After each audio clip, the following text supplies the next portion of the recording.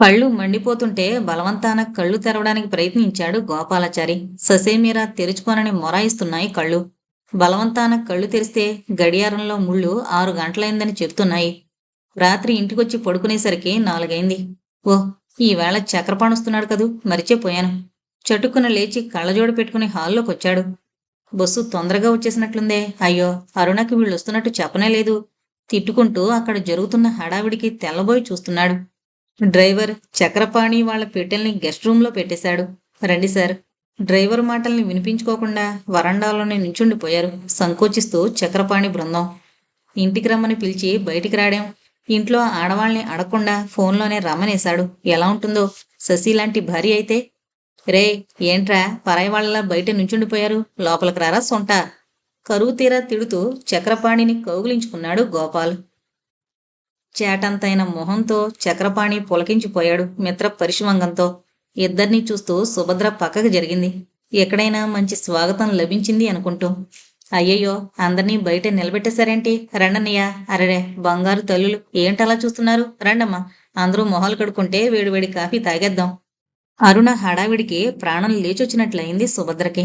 Coffee వాసనకి అందరికీ హుషారొచ్చింది. గోపాల అయోమయంగా చూస్తుంటే అరుణ్ అంది. డ్రైవర్ చెప్పాళ్ళండి, చక్రపాణి గారు వస్తున్నారని. ఆయన గురించి మీరు కథలు కథలుగా చెప్తూనే ఉన్నారుగా 25 ఏళ్లుగా. అవకాశం వచ్చినప్పుడల్లా మీ ఇద్దరి లీలలు, అల్లర్లు. ఇంకా వరండాలోనే నిలబడిపోయిన సుభద్రని, తల్లిని చెరో చెయ్యి పట్టుకుని లోపలికి తీసుకెళ్ళింది. వెనకే చక్రపాణి, పిల్లలు నడిచారు. కమ్మటి కాఫీ తాగుతూ వరండాలో కుర్చీలో కూర్చున్నారు గోపాల్, చక్రపాణి, సుభద్ర, అరుణ. తల్లి పిల్లల్ని తీసుకుని బాత్రూంలోకి వెళ్ళింది. ఇది మీల్లే అనుకోండి. ఎక్కడ, ఎప్పుడు, ఎందులోనూ మొహమాట పడద్దు. పిల్లలకి ఏది కావలసినా సంకోచించకుండా అడగండి. అరుణ పలకరింపుగా నవ్వంది. అరుణ ప్రశాంతమైన మొహం, ఎప్పుడూ నవ్వుతున్నట్లుండే పెదవులు చూస్తే ఎవరికైనా ఎప్పటినుంచో తెలిసిన మనిషిలా అనిపిస్తుంది. అందుకే సుభద్ర మనసు వచ్చినప్పటినుంచి తేలిగ్గా ఉంది. మీకు ఇబ్బంది కలిగిస్తున్నామేమో. ఇబ్బందా? మేమిద్దరమే ఉంటామేమో. బోరు కొట్టేస్తుందనుకోండి. మాకిద్దరు అమ్మాయిలు, ఇద్దరూ అమెరికా. వాళ్ళ దగ్గర నుంచి ఫోన్ ఎప్పుడొస్తుందా, కంప్యూటర్లో ఫోటోలు ఎప్పుడు చూస్తామా అని ఎదురు చూడడం తప్ప వేరే పని లేదు. మీ అన్నయ్య రోజులో 18 గంటలు ప్లాంట్లోనే ఉంటారు. ఏం చేసినా, ఎంత చదివినా రోజు గడవడం కష్టంగానే ఉంది. నేను టీవీ ఎక్కువగా చూడను. మిమ్మల్ని చూస్తుంటే ప్రాణం లేచొచ్చినట్లయింది. అరుణ గలగలా మాట్లాడిస్తుంటే హాయిగా నవ్వింది సుభద్ర. పిల్లలకి స్నానాలు చేయించి తను కూడా స్నానం చేసి బట్టలు మార్చుకుని వచ్చింది తల్లి.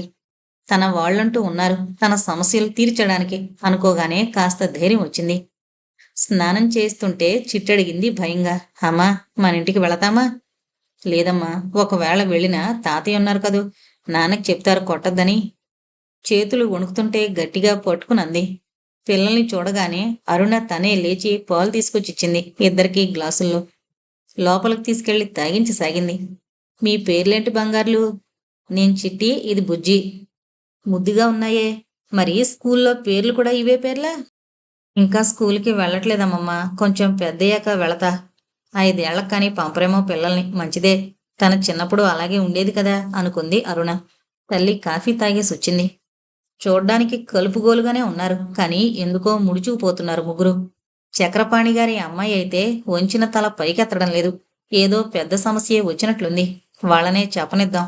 అడిగితే బాగుండదు కదా. తనకి చేతనైనంత వరకు వాళ్ళని ఉత్సాహంగా ఉంచడానికి ప్రయత్నించాలి. ఇంతకాలానికి బాల్య స్నేహితులిద్దరూ కలుసుకున్నారు. అరుణ ఆలోచిస్తూ పిల్లల దగ్గర నుంచి గ్లాసులు అందుకుంది. బయట ఆడుకోండి. ఇద్దరినీ తోటలోకి పంపించింది. కొత్తమ్మమ్మ, పూలు కోసి పెట్టుకోమా. చిట్టి బంతిలా వెనక్కి చూసింది. చిన్న పూలు కొయ్యండి, గులాబీ చెట్ల దగ్గరికి వెళ్ళొద్దు, ముళ్ళు గుచ్చుకుంటాయి. చిన్న గిన్నిచ్చింది అరుణ. అలాగే అంటూ పరిగెత్తింది చిట్టి. నా పేరు అరుణ. మీరు? లోపలికొచ్చిన సుభద్రతో అంది. అయ్యో, మరిచిపోయాను. సుభద్ర. ఆ అమ్మాయిని ఇంట్లో తల్లి అని పిలుస్తాం. అసలు పేరు? పూర్తి చేసేంతలో గట్టిగా నవ్వుతూ లోపలికొచ్చారు గోపాల్, చక్రపాణి. చక్రపాణిని అంత ఉత్సాహంగా ఎప్పుడూ చూడలేదు సుభద్ర. తల్లి రాకముందు కూడా ఏదో యాంత్రికంగా జరిగిపోతూ ఉండేది. అందరూ కూర్చుని సరదాగా మాట్లాడుకోవడం, నవ్వుకోవడం. ఏది, ఇంటుడు మంది ఎప్పుడూ ఏదో కొంప మునిగిపోతున్నట్లు ఉండడమే. టిఫిన్ ఏం చేస్తున్నావు? మా పన్నాకి ఇడ్లీ, శనగపిండి పచ్చడి చాలా ఇష్టం. ఇడ్లీ అయ్యరు స్కూల్కి తెచ్చిచ్చేవాడు. గిన్నెలోంచి చట్నీ తీసేసుకుని అయ్యరు చూడకుండా నీళ్లు కలిపేసేవాడు. యారా? గోపాల్ బల దగ్గర కూర్చుని అడిగాడు. నువ్వు మాత్రం తక్కువ తిన్నావా? తెలుగు మాస్టారు తెల్లని బట్టలు వేసుకొస్తే వెనక్కి తిరగగానే ఇంకు చల్లలేదు. అప్పుడు మాస్టారు డస్టర్ తిరిగేసి ముడుకుల మీద కొట్టలేదు. ఇంక చాలేరా. అవును, ఇందాకటి నుంచి చూస్తున్నాను. ఎందుకు దూరం దూరం ఉంటున్నావు? నిష్ఠూరం వేశాడు గోపాల్. నేనా? అదేంటి?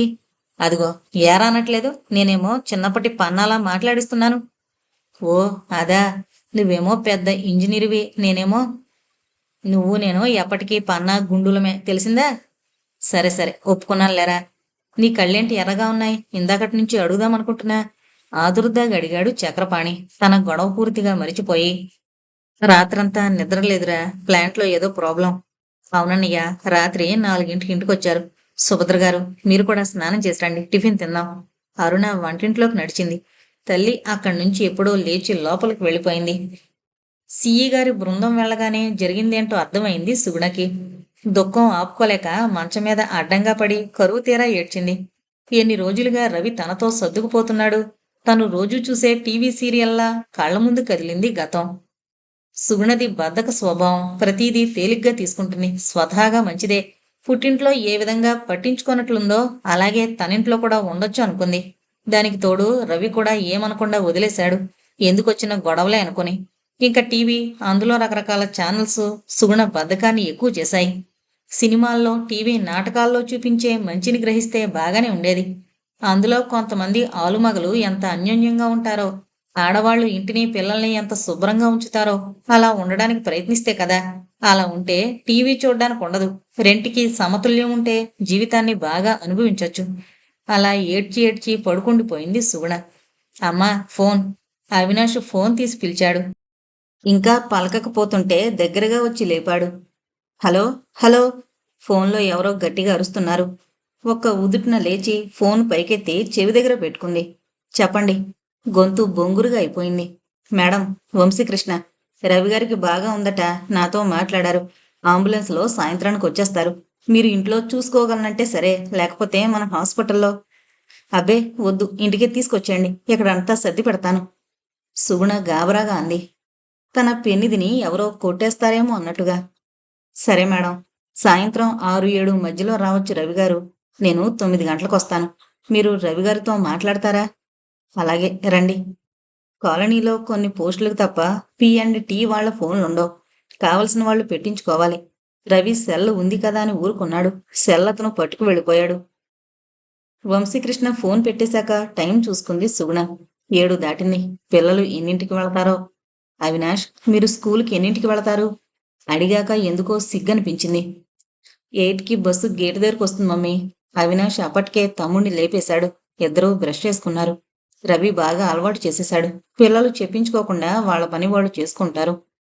సుగుణ లేచింది. కాని ఏం చెయ్యాలో అర్థం కాలేదు. ముందు కాఫీ తాగితే కాని బుర్ర పనిచేయదు. కాఫీ డికాషన్ వేసి పాలు గిన్నెలో పోసి పొయ్యి మీద పెట్టి మొహం కడుక్కునొచ్చింది.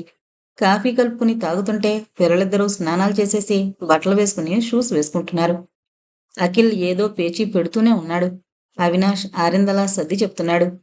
డాడీ లేరు కదా, మనమే అన్నీ చూసుకోవాలని చెప్పారా లేదా? అఖి, బాగా బిహేవ్ చేస్తే డాడీ గిఫ్ట్ ఇస్తానన్నారు కదా. బ్రెడ్, జాము తీసి పెట్టాడు అవినాష్. మమ్మీ, మాకు బూస్ట్ కలిపి పాలిస్తావా? సుగుణ అలాగే ఇచ్చింది. రోజు బ్రెడ్ జామ్ తింటాం మమ్మీ, ఇవాళ ఆమ్లెట్లు వేసివ్వా? అఖిల్ మొహమాటంగా అడుగుతుంటే సుగుణకి కలుక్కుమంది. రవి అన్నీ తెచ్చి పడేస్తాడింట్లో. గుడ్లు ఉడికించి పెడుతుంటాడు. సుగుణ శ్రద్ధగా ఆమ్లెట్ వేసి బ్రెడ్ కాల్చి పెడితే పిల్లలు ఆనందంగా తిన్నారు. మమ్మీ, రోజు నువ్వే పెట్టవా టిఫిన్? అఖిల్కి హుషారొచ్చింది.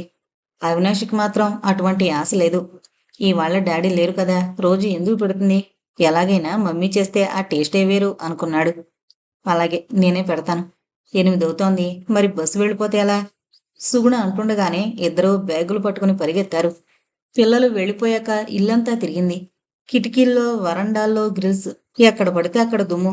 వెనక వరండాలో అయితే బూజులు వేలాడుతున్నాయి, సాలేళ్లతో సహా. అలివేలు ఏం చేస్తుందో ఇవన్నీ ముందే మాట్లాడుకున్నాం కదా. గదులు కూడా అలాగే ఉన్నాయి. పిల్లలు బట్టలన్నీ నేల మీద పడేశారు.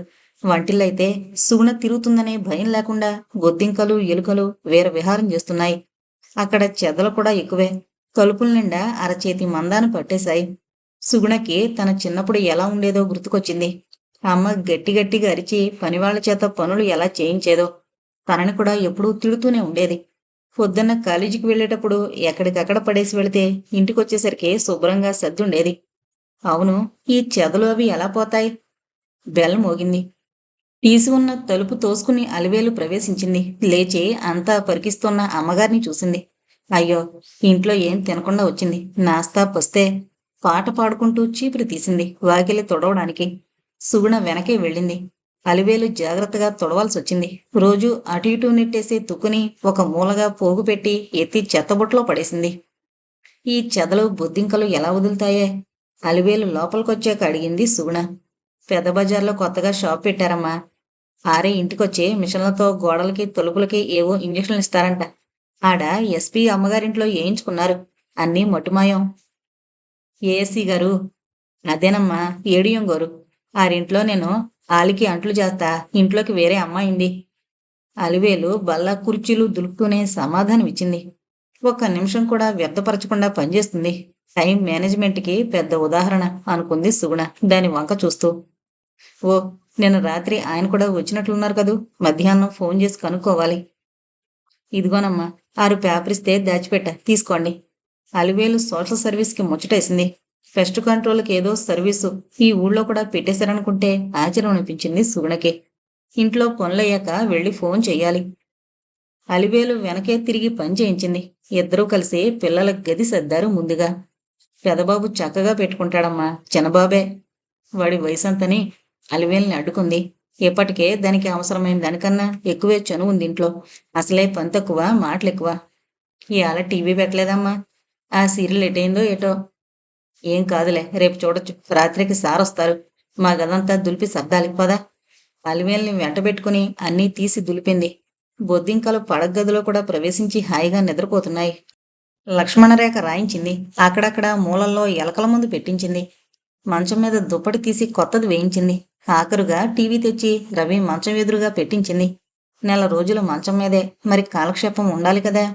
ఇంటి ఇల్లాలు తలచుకోవాలే కాని భువికి స్వర్గమే దిగిరాదా. బెడ్రూమ్ స్వరూపమే మారిపోయింది. అమ్మా, టీవీ లానెట్టించేశారటమ్మా. అలివేలు ఆక్రోశం. అసలే దానికి కడుపులో ఎలకలు పరిగెడుతున్నాయి. రోజు ఈ పాటికి వంటలు సర్దుతూ కనిపించినవన్నీ లాగించేసేది. సార్ లోపల పెట్టమన్నారు. ఇంక మారు మాట్లాడలేదు అలివేలు. సుగుణ వంటింట్లోకి నడిచి కూరగాయలు తీసిచ్చింది. అన్నీ కోయించి గోధుమ నొక్కతో ఉప్మా చేసింది. అలివేలుకి కడుపు నిండా పెట్టి తను కూడా స్నానం చేసి తింది. రాత్రంతా కలత నిద్రేమో కళ్ళు తిరుగుతున్నాయి. పనంతా చేయించిన అమ్మ చేయి చాలా పెద్దది. అలివేలు నాస్తా తినేసి హుషారుగా పనంతా ముగించి బయటపడింది. అయినా లోపల బాధగానే ఉంది. ఆ డ్రైవర్ కనిపెట్టాడో లేదో సీరియల్ ఏటైపోయిందో. సుగుణ గదిలోకి వెళ్ళి టీవీ పెట్టింది. మంచి ప్రోగ్రాంలేం ఇప్పుడు రావులే అనుకుంటూ కట్టేసింది. ఇల్లంతా తిరిగి ఏం కావాలో చూద్దామనుకుంది. చాలా కనిపించాయి. చెత్తబొట్టల దగ్గర నుంచి బకెట్లు, చీపుళ్ళు అన్నీ శిథిలావస్థలో ఉన్నాయి. వంటింట్లో కూడా చాలా కావాలి. రవి తనకి తోచినవి తెచ్చి పడేస్తాడు. ఉన్న వాటితో తను వంట చేస్తుంది. బల్ల దగ్గర కూర్చుని లిస్టు రాయడం మొదలుపెట్టింది. పిట్టలు కూయడం వినిపించి లేచింది. ఎవరొచ్చారో అనుకుంటూ. Good morning madam. వంశీకృష్ణ నవ్వుతూ పలకరించాడు తలుపు తీయగానే. సారీ మేడం, రాత్రి పడుకునేసరికి 4 దాటింది. త్వరగా లేవలేకపోయాను. రవిగారితో మాట్లాడండి. నెంబరు నొక్కి ఫోన్ ఇచ్చాడు. హలో. బిడియంగా సంకోచంగా వణుకుతున్న గొంతుతో అంది. ఎప్పుడూ తన ప్రపంచం తప్ప బయట విషయాలు పట్టించుకోని సుగుణ. వంశీకృష్ణ వరండాలోకి వెళ్ళిపోయాడు. సుగుణ, నువ్వా? వంశీ వచ్చారా? పిల్లలు స్కూల్కెళ్లారా? మొత్తుగా ఉన్నా స్పష్టంగా మాట్లాడుతున్నాడు రవి. అటువంటి పరిస్థితుల్లో కూడా పిల్లల గురించి ఆలోచన. సుగుణకి కళ్ళు తిరిగినట్లయింది. సోఫాలో కూలబడిపోయింది, కళ్ళ నిండా నీళ్లతో. హలో హలో, సుగుణ ఉన్నావా? ఆ, మీరెలా ఉన్నారు? బాగా నొప్పిగా ఉందా? గొంతు పెగల్చుకుని అడిగింది. నొప్పా? ఉంది. మార్ఫినిస్తున్నారు. ఎప్పుడూ నిద్రే. ఇప్పుడే లేపారు. ఈవేళ వచ్చేస్తున్నా. అక్కడ హాస్పిటల్లో ఉంటాను. ఇంట్లో నీకు కష్టం చేయలేవు. రవి మాటలకి దుఃఖం ఎక్కువైంది. ఇన్నేళ్ల నుంచి ఏం చేసిందని ఇప్పుడు కూడా ఎవరూ లేనట్లు హాస్పిటల్కి పంపడమా? నోనో, ఇంటికి వచ్చేయండి. అంతా సర్దాను. పిల్లలు మీకోసం బెంగ పెట్టుకుంటారు దెబ్బ తగిలిందంటే. నిజంగానా సుగుణ? నీకు ఇబ్బంది అవదా? నిజంగానే. మీరు ఇంటికే వస్తున్నారు. రెస్ట్ తీసుకోండి. ఎదురు చూస్తుంటాను. సుగుణ ఫోన్ కట్ చేసి వరండాలోకి వెళ్ళింది. వంశీకృష్ణ గేటు దగ్గర నుంచుని బయటకు చూస్తున్నాడు. చాలా థ్యాంక్స్ అండి. రండి, కాఫీ తాగి వెళుదురు గాని. అయ్యో, థ్యాంక్స్ దేనికమ్మా? రవికి అలా అయిందని అందరం ఎంతో ఫీల్ అవుతున్నాం. కాఫీ వద్దమ్మా, ప్లాంట్ దగ్గరికి వెళ్ళాలి. ర్యాకులు వస్తున్నాయి. మీకు బజార్ నుంచి ఏమైనా కావాలంటే జీప్ పంపిస్తాను. రవి గారికి కావలసినవి తీసుకోవాలి కదా. కొన్నాళ్ళు బెడ్ మీదనే అంటే మరి. అవును కదా, బెడ్ పెన్ లాంటివి మరిచిపోయింది. మీకు ఇబ్బంది లేకపోతేనే రిక్షాలో వెళ్తాను, మొహమాటంగా అంది. అయ్యో భలే వారే, ఒక గంటలో పంపుతాను. మీకు కావలసినవన్నీ తీసుకోండి. వంశీకృష్ణ వెళ్ళిపోయాక లోపలికొచ్చి సుగుణ లిస్టు రాయసాగింది. మౌళికి సిఈ గారింటి మెట్లెక్కుతుంటే కొత్తగా ఉంది. ఎప్పుడూ ఏ సంకోచం లేకుండా వచ్చేసేవాడు. ఈవేళ ఎందుకు ఇట్లా ఉంది? తన ఆలోచనల్లో మార్పు వల్లనేమో. రావయ్య మౌళి, ఇడ్లీ తింటావా? సాంబారు చాలా బాగుంది చూడు. శ్రీనివాస్ ఆప్యాయంగా పిలిచారు. మౌళి కుర్చీ జరిపి బల్ల దగ్గర కూర్చున్నాడు. ఉష తలెత్తి పలకరింపుగా నవ్వింది. ఒక్కసారిగా గుండె లయ తప్పింది. ఇది వరకెప్పుడు ఇలా అవలేదే. అంకుల్, రవిగారికి ఎలా ఉంది? పర్వాలేదు. ఇవాళ సాయంత్రానికి వచ్చేస్తున్నారు. ఇంకో గంటలో ర్యాకులు వస్తున్నాయి. రేపటి నుంచి అన్ని యూనిట్లు నడిపించొచ్చు.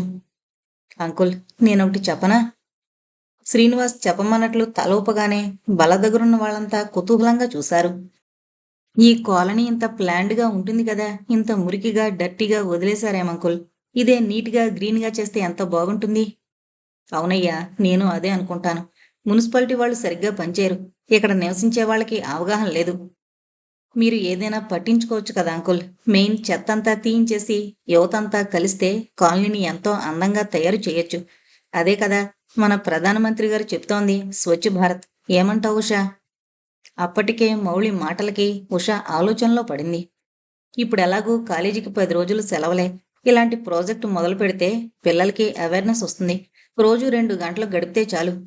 మరికొంత సాంబారు వడ్డించుకుంటూ అన్నాడు మౌళి. అలాగే, మున్సిపల్ కమిషనర్తో మాట్లాడతాను. ఉషా, కాలనీలో పిల్లలందరికీ జన్మభూమి లాంటి కార్యక్రమం ఉంటుందని ఒక పిలుపు ఇయ్యి. సగం మంది వచ్చినా చాలు. నేను మా తోటమాలితో కూడా మాట్లాడతాను. ఆ తుప్పలని తీయించడానికి ఎంత అవుతుందో సివిల్ బడ్జెట్లోంచి అరేంజ్ చేద్దాం.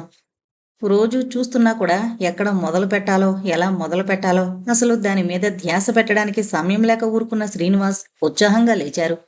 అంకుల్, బబ్లు పరిగెత్తుకుంటూ వచ్చి మౌళి మీద పడ్డాడు. Bravo hero. కిట్ క్యాట్ చేతిలో పెట్టి బబ్లుని ఒళ్ళో కూర్చోబెట్టుకున్నాడు. మేము రేపు వెళుతున్నాం మౌళి. మళ్ళీ ఇంకోసారి థ్యాంక్స్. బబ్లుని చూస్తూ అంది సుధీర. మనం మళ్ళీ మళ్ళీ కలుస్తూనే ఉందాం సిస్టర్. హీరోని మిస్ అవుతుంటా కదా. అనుమానంగా చూసిన ఉషకేసి చూస్తూ అన్నాడు మౌళి. సరే, పద మౌళి. 1 గంటకి కమ్యూనిటీ హాల్ దగ్గర కలుద్దామని అందర్నీ పిలుద్దాం.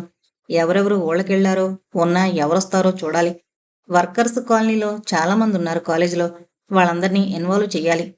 ఉష చెంగున లేచి సిఈ గారి ఆఫీసు గదిలో ఉన్న ఫోన్ డైరెక్టరీ, కాగితం, పెన్ను పట్టుకొచ్చింది. హాల్లో ఫోన్ దగ్గరికి 2 కుర్చీలు జరుపుకుని కూర్చున్నారిద్దరు. మౌనంగా ఉంటే తన ప్రాజెక్టు నచ్చలేదేమో అనుకున్నాడు మౌళి. ప్లాన్ చేస్తుందన్నమాట. పర్వాలేదు, అభిప్రాయాలు కలుస్తున్నట్లే ఉన్నాయి. మౌళి, టీ తాగి మొదలు పెట్టండి. భారతి ఇద్దరికీ చెరో కప్పు టీ ఇచ్చి కుర్చీలక్కుని కూర్చుంది. ఏవేం మొక్కలు నాటితే బాగుంటాయో కనుక్కుందాం. ఫారెస్ట్ డిపార్ట్మెంట్ వాళ్ళు ఫ్రీగా ఇస్తారు మొక్కలు. వీటి సంగతి టౌన్కి ఫోన్ చేసి కనుక్కుంటాను. లేడీస్ క్లబ్ వాళ్ళకు కూడా పని పెడదాం. పార్టీలు కబుర్లు తప్ప ఉపయోగించే పనులేం జరగడం లేదక్కడ. లేడీస్ క్లబ్ ప్రెసిడెంట్ అయిన భారత్ అంది. సిఈ గారి భార్య టౌన్షిప్లో లేడీస్ క్లబ్ ప్రెసిడెంట్ అవుతుంది సాధారణంగా. మౌళికి ఎగిరి గంతేయాలనిపించింది. ఏమంటారో అని తడబడుతూ చేసిన ప్రపోజల్ రాకెట్లా దూసుకుపోతుంటే ఎవరికి సంతోషంగా ఉండదు. అలా కదలకుండా 2 గంటలు కూర్చుని కాలనీలో పిల్లలున్న ఇళ్లలో అందరికీ ఫోన్లు చేశారు. ఇంటర్ విద్యార్థుల దగ్గర నుంచి ఒకళ్ళ ద్వారా ఇంకొకరి పేరు, ఫోన్ నెంబర్ తీసుకుని అందరికీ కుతూహలమే. ఏంటక్కా, ఏదైనా ఫంక్షనా, పిక్నికా? పిక్నిక్ లాంటిదే, కాంపిటీషన్ అనుకోండి. అందరూ కలిసి మాట్లాడుకుందాం. వస్తారు కదా. ఉష ఓపిగ్గా అందరికీ సమాధానాలు చెప్పింది. 4 గంటలకి టెన్షన్గా వచ్చేస్తామన్నారు. నారాయణ కొడుక్కి ఫోన్ చేసి వర్కర్స్ కాలనీలో అందరికీ చెప్పమంది. కమ్యూనిటీ హాల్ వాళ్ళకి చెప్పి మైకులు అవి అందరికీ టీ, స్నాక్స్ ఏర్పాటు చేసింది. ఈ స్నాక్స్ నేను స్పాన్సర్ చేస్తా, భారతి మాటిచ్చింది. సిఈ గారమ్మాయి రమ్మందంటే ఆషామాషీ కాదు. కాలనీలో దావానలంలా వ్యాపించింది వార్త. 10 రోజుల సెలవులు ఏం చెయ్యాలా అని చూస్తున్నారంతా. ఇదేదో మంచి ఛాన్సే. Mouli computer, screen, power point presentation చేద్దామన్నాడు. అవన్నీ ప్లాంట్లోనే ఉంటాయి. నెట్లోంచి తనకి కావలసినవి సీడీలోకి బదిలీ చేశాడు. ఉషా తను కూర్చుని ఏం మాట్లాడాలా, ఎలా నడిపించాలా అని ప్రణాళిక వేసుకున్నారు. భారతి కూడా లేడీస్ క్లబ్ మీటింగ్ పెట్టింది 5 గంటలకి. క్లబ్బు కార్యకలాపాల్లో అంతగా ఆసక్తి చూపని ప్రెసిడెంట్ గారి మీటింగ్ అంటే ఏదో ప్రత్యేకత ఉండే ఉంటుంది. అందరూ తప్పకుండా వస్తామన్నారు. అరుణ మాత్రం రాలేనంది. సారీ భారతి, ఇంటికి అతిథులొచ్చారు, రాలేను. వాళ్ళని కూడా తీసుకొచ్చేయండి. వాళ్ళకి చిన్నపిల్లలున్నారు భారతి, ప్లీజ్ అర్థం చేసుకుంటారు కదూ. మీరేం ప్రపోజ్ చేసినా నేను రెడీ. కొంచెం నిరుత్సాహం అనిపించినా సర్దుకుంది భారతి. అరుణుంటే తనకి చాలా సహాయంగా ఉంటుంది నిజమే, కానీ ఎవరున్నా లేకపోయినా అనుకున్నది చేయగలగాలి. అదే మనుషుల్లో ఉండాల్సిన ధైర్యం, స్థైర్యం. అమ్మా, సి కాలనీలో ఎవరో ఇంజనీరు మందు మింగిందట, ఆసుపత్రికి తీసుకెళ్లారు. సీరియస్ అంటమ్మా, పేరు రాజట. నర్సి మాటలకి అదిరిపడ్డారు అందరూ. డజన్ ఇడ్లీలు చులాగ్గా లాగించేసేవాడివి, ఏంట్రా తిండి? అరుణ, ఇంకో 2 ఇడ్లీలు, 2 గరిటెలు పచ్చడి. గోపాలాచారి మాటలకి 2 చేతులు తన పళ్ళెంలో అడ్డంగా పెట్టాడు చక్రపాణి. వద్దమ్మా, చిన్నప్పుడు తిన్నట్లు తింటే ఇప్పుడు హారాయించుకోగలమా? ఇప్పటికి ఎక్కువ తినేశాను. ఆయాసపడుతూ నీళ్లు తాగాడు. అన్నయ్య పర్వాలేదు, కానీ తల్లి అస్సలు తినడం లేదు. అరగంట నుంచి 2 ఇడ్లీలు తింటోంది. అందరూ భోజనాల బల్ల చుట్టూ కూర్చుని తింటున్నారు. సీతాలకు కావలసినవి అందిస్తోంది. పిల్లలిద్దరూ ఆవురావురుమని తినేశారు. ఇంతకాలానికి వాళ్ళకి హుషారైన వాతావరణం దొరికింది. మొహంలోకి కళొచ్చింది. సుభద్ర కూడా కల్పించుకుని పనుల్లో అరుణకి సహాయం చేస్తోంది. ఒక్క తల్లి మాత్రమే వచ్చినప్పటినుంచి ఒక్క మాట కూడా మాట్లాడలేదు. తల్లి, సుభద్ర పిలుపుకి తలెత్తి చూసి గబగబా తినేసింది. సెకండ్ డోసు కాఫీ ఇస్తావేమిటోయ్? గోపాల్ అడుగుతూనే ఉన్నాడు. సీతాలు కాఫీ కప్పులు తెచ్చి అందరికీ అందించింది. వెరీ గుడ్, రారా బయట కూర్చుందాం. కప్పులు తీసుకుని వరండాలకు వెళ్లారు స్నేహితులిద్దరూ. సుభద్ర, అరుణ కూడా వచ్చి కూర్చున్నారు. కాఫీ రుచిని ఆస్వాదిస్తూ నెమ్మదిగా తాగారందరూ. ఇప్పుడు చెప్పరా? గోపాల్ కాళ్ళు వరండాకున్న పెట్టగోడ మీద ఆనించి అడిగాడు. తలెత్తి ఏంటన్నట్లు చూశాడు చక్రపాణి. ఇన్ని సంవత్సరాల తర్వాత ఈ ఊరికి నన్ను వెతుక్కుంటూ వచ్చావనుకోను. ఇక్కడేదో పనుండి నేనున్నానని తెలుసుకుని నా దగ్గరకు వచ్చావు. ఎందుకొచ్చావో, నేను ఏదైనా సహాయం చేయగలనా చెప్పు. అరుణ సుభద్రకేసి చూసింది సాలోచనగా. సుభద్ర 2 సార్లు కనురెప్పలార్పి తలదించుకుంది. ఆ చూపులే చెప్పాయి సమస్య ఎంత క్లిష్టమైందో. నువ్వు ఆఫీస్కి, గొణిగాడు చక్రపాణి మొహమాటంగా. నిన్న పొద్దటి నుంచి ఇవాళ పొద్దున 4 వరకు కూర్చోకుండా పనిచేశాను. ఇప్పుడు ఎమర్జెన్సీ ఎవర్ట్ అయింది. ఏ 11కో వెళతాను. ప్లాంట్ మామూలుగా నడుస్తుందిలే, నువ్వు చెప్పు. మా అల్లుడు మీ ప్లాంట్లోనే పనిచేస్తున్నాడు. ఆ అమ్మాయి ఫైనల్ డిగ్రీలో ఉండగా కావలసిన సంబంధం వాళ్లే కోరి అడిగారని చేశాం పెళ్లి. చుట్టాలే కదా అని ఆ అబ్బాయి గురించి సరిగ్గా కనుక్కోలేదు. చక్రపాణి చెప్తున్నంతసేపు కదలకుండా విన్నారు గోపాల్, అరుణ. గంట పైనే పట్టింది. చివరికి రఘు, శశీల గురించి కూడా చెప్పేశారు. అందుకే కదా ఒక్క రోజులోనే తిరిగి రావాల్సి వచ్చింది. తల్లి, చక్రపాణి పిలుపుకి అడుగులో అడుగు వేసుకుంటూ వచ్చింది. చూడరా, చూపించగలిగినంతవరకు దెబ్బలన్నీ చూపించాడు. మనం చూడలేని చోట్ల ఇంకా పుండుల్లా ఉన్నాయట. సుభద్ర అవునన్నట్టు తలూపింది, కళ్ళల్లో నీళ్లు తిరుగుతుండగా. మీ అల్లుడి పేరేంటన్నావు? సార్, జీపు డ్రైవరు ఇంకో కొత్తతను పరిగెత్తుకుంటూ గేటు తీసుకుని లోపలికొచ్చారు. మీరు? నా పేరు సూర్యం సార్. ఏ స్టేషన్లో షిఫ్ట్ ఏఈని. ఏమైంది? మా ఇంటి దగ్గరే ఉంటాడు సార్. మా స్టేషన్లోనే షిఫ్ట్ ఏఈ పురుగుల మందు తాగేశాడు. నొరగలు కక్కుతుంటే తీసుకెళ్లి హాస్పిటల్లో చేర్పించాం. డాక్టరు సీరియస్ అంటున్నారు. మీరొకసారి హాస్పిటల్కి ఫోన్ చేస్తే ముందు సరైన ట్రీట్మెంట్ ఇస్తే తర్వాత పోలీసులు కేసు చూడొచ్చు కదా సార్. ఉండు, నేను కూడా వస్తాను. అతని పేరేంటి? కుర్చీలోంచి లేచి అడిగాడు గోపాల్. అతని వైఫ్ చాలా గయ్యాలట సార్. రోజు చిత్రహింసలు పెడుతుందట. నిన్న కొట్లాడి పిల్లల్ని తీసుకుని పుట్టింటికి వెళ్ళిపోయిందట. చాలా అప్సెట్ అయ్యాడు. రాత్రి డ్యూటీకి రాలేదు. పొద్దున్న కనుక్కుందామని వెళ్ళాను. వరండాలో పడున్నాడు. పేరేంటయ్యా? విసుగ్గా అన్నాడు గోపాల్. అడిగిన దానికి సమాధానం చెప్పకుండా సోది. చక్రపాణి, సుభద్ర నిటారుగా అయ్యారు. రాజు సార్. దబ్బుమని శబ్దం అయింది గుమ్మం దగ్గర. తల్లి స్పృహ తప్పి పడిపోయింది కింద. సుభద్ర లేచి కూతురి పక్కన కూర్చుని చేతులు కదపసాగింది. అరుణ లోపలికి వెళ్లి గ్లాసుతో నీళ్లు తెచ్చి మొహం మీద చిలకరించింది. గోపాల్ చక్రపాణి మొహం కేసి చూశాడు. అతను అవునన్నట్లు తలూపాడు. నిన్న యూనిట్లో ప్రమాదమైంది. అక్కడ పనిచేసేతనేనా? గోపాల్కి చటుక్కున స్ఫురించడిగాడు. అవును సార్, అది కూడా అప్సెట్ చేసింది. చాలా సెన్సిటివ్ సార్. ఎంత సెన్సిటివో తెలుస్తుందిలే అనుకుంటూ, వాణి నువ్వు కూడా రారా. లోపలికి వెళ్ళాడు గోపాల్ బట్టలు మార్చుకోవడానికి. తల్లికి తెలివొచ్చింది. సుభద్ర నెమ్మదిగా లేపి భుజం పట్టుకుని లోపలికి తీసుకువెళ్ళింది. పట్టుకున్న చోట నొప్పని మొహం చిట్లిస్తూ బాధ దిగమింగుకుంటూ నడిచింది తల్లి. మంచం మీద పడిపోయి నోరు నొక్కుని శబ్దం బయటికి రాకుండా వెక్కి వెక్కి ఏడవసాగింది. మా అత్తగారి పేరు జానకి అని పెట్టుకున్నారు. పెళ్ళైనప్పటి నుంచి జానకమ్మ కష్టాలే నా తల్లికి. సుభద్ర గుమ్మం దగ్గర నిలబడ్డ అరుణతో అంది గదగద స్వరంతో. ఊరుకో అమ్మా, మేమంతా లేమా? లోపలికొచ్చి ఓదార్పుగా అంది అరుణ. నేను గయ్యాళ్ళట ఆంటీ. ఇంట్లోంచి బయటకొచ్చి ఎవరితో ఏదైనా చెప్పుకోవడానికి కూడా లేదు. పేగులు కదిలేలా ఏడుస్తూ చెప్పిందే చెప్తోంది తల్లి. సుభద్ర, మీరు కూడా వెళతారా హాస్పిటల్కి? పిల్లల్ని నేను చూస్తుంటాను. వద్దులేండి, మగవాళ్ళని వెళ్ళనివ్వండి. అక్కడ జనాల చూపులు తట్టుకోలేం. అది నిజమే అనుకుంది అరుణ. ఫ్యాన్ వేసి అక్కడి నుంచి వెళ్ళిపోయింది.